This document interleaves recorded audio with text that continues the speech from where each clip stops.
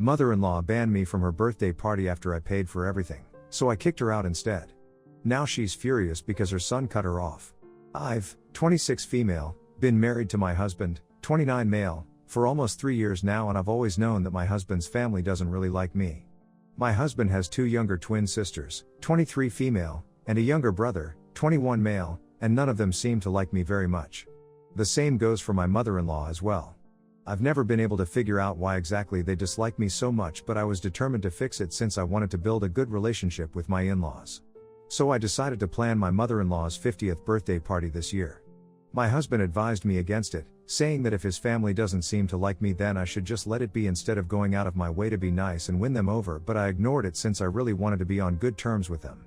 I'm just a people person, and I couldn't stand the thought that these people seemed to dislike me for no apparent reason, and I had to make it right. So a few days ago, I started planning for the party and even tried to get my husband's siblings involved, but they weren't interested at all and told me to do it all myself if I wanted to. I booked one of my mother-in-law's favorite restaurants where she and her late husband used to go on dates all the time, and paid for all the food and decor well in advance. In fact, I even overlooked it all myself and made sure that all of it was up to my mother-in-law's taste and standards, as she was really particular about things like these. I even invited a few of her closest friends and some of our relatives after consulting my husband regarding who she'd want there. Basically, I paid for everything and planned it all out on my own with a little help from my husband, while her own kids did absolutely nothing to help and didn't even contribute financially. Yesterday, on the eve of her birthday, we visited her even though my husband didn't want to. Anyway, once we got there, we noticed that her other kids were already there and they looked pretty surprised to see us but didn't say anything. After a bit of small talk, I finally came to the point and told her that we'd be expecting her at the restaurant in the evening tomorrow since we had something planned for her. She smiled and thanked my husband for it, but he told her that it was all me and I was the one she should be thanking. Her face soured instantly and I was pretty confused for a second. I told her that I'd invited all her close friends and some of her family members, and I'd made sure that I picked out all her favorite food as well, in an attempt to get her to acknowledge my efforts, but a nasty look took over her face and she proceeded to say thanks in the most false sugar-coated tone before telling me that while she appreciated my efforts, she was sorry that I wouldn't be attending. I was shocked and asked her why, to which she replied that she wanted her 50th to be special, so she wanted it to be a family-only event, and while she did consider her friends as family, she didn't consider me family at all, so she'd appreciate it if I made myself scarce the next day. My husband and I looked shocked to the core, and I realized, in that moment, that he'd been right all along and I never should have put in any effort at all, since she was clearly never going to appreciate any of it ever. My husband's siblings, on the other hand, looked like they were going to burst out laughing any second, which is what pissed me off even more. So I got up, told her that she could go to hell, and if she dared to show up tomorrow then I'd have security escort her out. That wiped the smug looks off all their faces, and my mother-in-law told me that I was being cold and cruel, so I just laughed in her face and said that it was pretty rich coming from her. After a bit of back and forth where she tried to convince me that I was wrong, I told her that she didn't deserve anything nice and that my decision was final. She and her kids looked furious, and right before I left, she started crying, probably as a last-ditch effort to make me feel sorry, but I didn't care anymore. I was livid on the drive home and tried to cancel the reservation, but since it was too late, there was nothing I could do. My husband looked pretty uncomfortable about this whole thing but refused to make any comment apart from saying that I did the right thing, and then went out for a smoke once we got home, which was fine by me since he'd never been too expressive when it came to his family and preferred to stay out of these things, and moreover, I was the one who had ignored his advice, so it was nice of him to not rub it in my face. Anyway, since I'd already paid for the place and food, I decided to cancel all the invites, which was pretty last minute and ticked off a lot of the guests, but they were mostly my mother-in-law's friends, so I didn't care. Instead, I called over some of my own friends to make it all worth it, since I was pretty annoyed about everything that had happened. My husband also joined in, and I also got him to invite a few of his friends so that we could party. We got rid of the decor just in time before they came and had a total blast. I posted all the pictures after I came back home today, and my sister-in-law texted me saying that I'd ruined her mother's birthday and said that it was incredibly selfish of me to use the venue for myself, especially when I knew how much it meant to my mother-in-law. I don't feel particularly sorry about what I did and think it was perfectly reasonable, though. I'm just hoping I'm right. Am I the a-hole for canceling my mother-in-law's birthday party that I'd planned after she told me that I wasn't welcome there? Update 1. I told my husband about the message his sister had sent to me and asked him if I should apologize to his family, and he said absolutely not. In fact, he told me that he'd had enough of their behavior and thought that it would be for the best if we decided to cut them off entirely. This was a huge deal since his family relied on him a lot for money and stuff, especially my mother-in-law. My husband is relatively well off and runs his own company, so cutting his mother off would mean that she'd have to rely on her other kids instead, which was a problem as my husband's siblings were good for nothing and all switched jobs every few months. Truth be told, all of them were very dependent on them for money and stuff, so this was a huge decision. I tried to discourage him from doing so, but he was pretty adamant. I'm sure that there's something deeper at play here because truth be told, I've always noticed that his family grew apart from him the longer we dated, and by the time we were getting married, he was quite detached from his family. It wasn't his own fault, since I remember him telling me several times that he would invite his family over for dinner while we were dating and even in the initial stages of our marriage, but they'd always make up some excuse to avoid it. I was sure that I was part of the reason as well, and that was another factor that made me so desperate to build a relationship with my in-laws so that my husband could also reconnect with his family. I'm quite sure that there's something that my husband isn't telling me or hasn't told me, because he's not the kind of person to simply abandon his family. He used to tell me earlier about how much family meant to him, and so this sudden decision, although fair in light of how my mother-in-law treated me a couple of days back, is very strange and out of character for him. I'm determined to get to the bottom of this because I don't want my husband to be miserable because of me or resent me in the future. I'm just hoping that he finally feels comfortable enough to tell me what made him take such a drastic measure now. Update 2. After a lot of pestering him, my husband finally opened up as to why he's cutting his family off after all these years. I knew that his father had passed away when he was 21 and his siblings were all in school back then. His mother had never worked a day in her life, so naturally, it was on him to get to work and be the breadwinner of the family, since the money his dad had left them wouldn't be enough to cover it all. He worked hard day and night, and finally, when he was around 23, he found some investors for his startup and things finally started looking up for him. He went from just getting by to flourishing, which was great for him, but it made his family immensely lazy and materialistic. Now that he was making more money, they started getting more and more dependent on him, but he didn't say anything about it or protest, since he felt that he owed them this, as this is what his father would have wanted him to do. They also treated his girlfriends quite badly, since they believed that having other people in his life would distract him and his sole aim should be to provide for his family. This is why when he met me and it became clear that I wasn't someone they could just mistreat and drive away, since I was just that determined to be with my husband, they started getting annoyed by my very existence and tried to poison my husband against me. However, by then, he'd had enough, and there was a lot of fighting and bickering while we were dating that happened behind my back, where his family wanted him to break up with me, but he was intent on marrying me. Eventually, they started distancing him from themselves in an attempt to guilt trip him, but they still came to him for money. This tactic also failed to break us apart, and several years later, here we are, still doing strong. After the whole birthday fiasco, my husband told me that while his sister texted me to guilt trip me, his mother had called him up to do the same to him and was trying to emotionally manipulate him into leaving me since I'd insulted her. That's why he'd decided that he'd had enough of this and it was time to let go. I'm still in shock that his family put him through all of this, even though he was the one who's been supporting them throughout, and I've pretty much lost any respect I ever had for them because they're just plain greedy. I'm really happy that I decided to stick it out with my husband despite his family's attempts to separate us and drive me away so they could hog his money.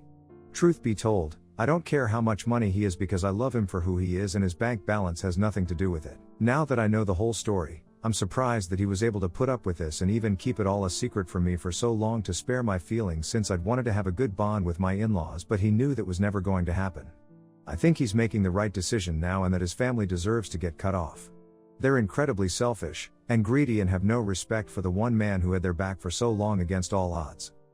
Update 3. Today, my husband finally called his mother up and told her that he doesn't want to hear from her or his siblings unless they change their ways, and they'll also have to find their own source of income since he isn't going to continue supporting them his entire life. Just as I'd expected, this decision was met with uproar on their end, and I could hear my mother-in-law screaming at my husband even though his phone wasn't even on loudspeaker. There was a pretty nasty argument that broke out between them, and since I was in the same room as my husband, I heard every single word of it. My mother-in-law, obviously, tried to blame me for this and said that I must have influenced his decision to cut them off somehow. She also accused me of trying to break their family apart and said that my husband shouldn't let himself get manipulated by his wife. Again, the irony of her telling my husband to not allow himself to get manipulated was pretty funny to me. Obviously, my husband defended me to the best of his abilities and even told her that his siblings need to find decent jobs because they're all adults now, and it's pretty pathetic that they still have to rely on him to provide for them. She started accusing my husband of letting the money and power of being in such a high-paying position get to his head, and that I was also probably encouraging him to cut his family off, which is why he was treating his own blood so cruelly. It was all classic manipulation and emotional blackmail to keep him under her thumb, but I wasn't going to let that happen anymore, now that I knew what she and her other kids had been up to. When things started getting too heated and I could see my husband getting flustered and teary-eyed out of sheer frustration, I decided to intervene. I told her that my husband's mind was made up and if she and her kids didn't get in line soon then they'd be losing my husband's support forever. Now the ball was in their court. They could either behave like decent human beings and respect me and my husband to continue being in our lives, or they could be the blood-sucking materialistic a-holes that they were and get cut out of my husband's life entirely. Having said that, I hung up and muted all notifications on my husband's phone so that he wouldn't have to deal with them for a while and had time to calm down. It's been an hour since the call ended and we've kept our phones aside to watch a movie and keep ourselves distracted for now. Update 4. Since harassing my husband and ruining his day wasn't enough, my mother-in-law decided to bother me instead. After the movie ended, my husband decided to finish up some pending work and I decided to check my phone. I had several missed calls from my mother-in-law and innumerable texts saying absolutely disgusting things to me that were full of curse words from my husband's siblings. I wasn't surprised in the least, though, since this is exactly what I had expected they'd do. I just took screenshots of it all for later and ignored it. I continued to reply to work emails and stuff for the next 10 minutes, but that's when my mother-in-law called again and I accidentally ended up accepting the call. She then proceeded to say the nastiest things about me and my upbringing, calling me a manipulative and selfish gold digger who was out to ruin my husband. I didn't even respond to any of her accusations and simply waited for her to be done with it. When she finally seemed to run out of steam, I told her that everything that she accused me of doing was things that she herself was guilty of, so before pointing fingers, she should probably just introspect a little. I also told her that I was glad that my husband was finally getting rid of freeloaders like her and her other kids, since they didn't deserve to even breathe the same air as he did.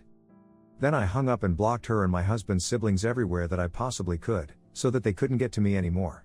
It's just sad that people are willing to stoop so low just to be able to avoid doing any work for themselves. I haven't told my husband about his mother calling me up yet because I just don't want to stress him out even more. But if this happens again, then I'll definitely be letting him know and ensuring that they're out of our lives forever. They have absolutely no right to disturb our peace in this manner. I don't know what they're going to do next, but I'm sure that my mother-in-law is definitely not going to stop until and unless we decide to take legal action against her or something. I'm praying that it doesn't have to come to that, since that'll be a huge ordeal for my husband emotionally, but if it does, I'm ready to make sure that we see it through. They're not messing with my husband anymore, that's for sure. Update 5. Almost 2 weeks have passed since the last update and so much has happened since then. After I blocked my mother-in-law, my husband and I had dinner and went off to sleep, hoping that there'd be some peace and quiet the next day. But the very next day, my mother-in-law showed up at our doorstep with her 3 grown children and demanded an explanation for everything that had been said and done so far. She looked pretty angry and so did my husband's siblings, and I knew for a fact that this was going to be very stressful for my husband. I decided to stay in the room, despite their protestations, saying that I had no right to be there because this was a family issue and I'm not family. I let them know that they were intruding upon my privacy and were standing under my roof, so they had no right to tell me if I could stay or not. Then, they started verbally attacking my husband, bombarding him with accusations of being selfish and unreasonable, and even going to the extent of saying that he was abandoning his family just to keep his wife happy. My husband had stayed silent and was already looking pretty red in the face, so I knew that was my cue to take over, since my husband is a really sensitive man, especially when it comes to his family and loved ones. I knew that he wouldn't be able to fight them and defend himself against their false accusations and manipulation, because that's how soft-hearted and kind he was. And while they were just using him for his money, he genuinely and truly did love his family. So I told him to compose himself and told his family to leave because they were pissing me off, and more importantly, they were making my husband cry. My mother-in-law started arguing with me, saying that I don't get to push her around, especially in her son's house, and that she can stay for as long as she wants to. She still didn't stop speaking to my husband, even though he looked pretty upset with everything. It was disgusting to see that she couldn't care less about her own son's feelings, and what mattered to her most was the money. So she started telling him that she hadn't raised him like this and that she was disappointed that he was choosing his wife over his own family.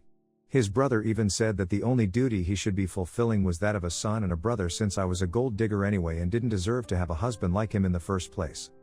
That pissed me off and I lost my cool at that point.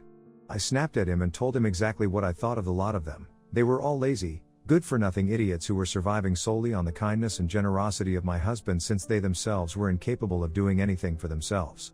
And that they were pretty much the definition of gold diggers. Moreover, not only were they hovering around my husband constantly for money, but they also had the audacity to be so ungrateful and target him after all that he's done for them. They were stunned into being silent, and I could see that they were struggling to fight back but had nothing to say. Taking advantage of that, I told them to get out before I reported them to the cops for showing up uninvited and then refusing to leave. So they left, but my mother-in-law still believed that she could convince my husband to choose them over me, so she said that his father would be disappointed had he been alive to witness the way they've been treated by their eldest son today. I thought it was really just low and disgusting to play that card constantly to emotionally blackmail my husband, and by the time they'd driven away, I could see that my husband was barely holding it together. He started sobbing uncontrollably as soon as they left, and I had to spend hours calming him down. I felt terrible about this whole thing and wished that I'd never tried to throw my mother-in-law a birthday party in the first place at all. But then again, that was what had led to this can of worms being opened, and I'm grateful that this happened sooner rather than later. Anyway, after his family left, I blocked them everywhere from his phone and social media as well, and made sure that they couldn't get to us online.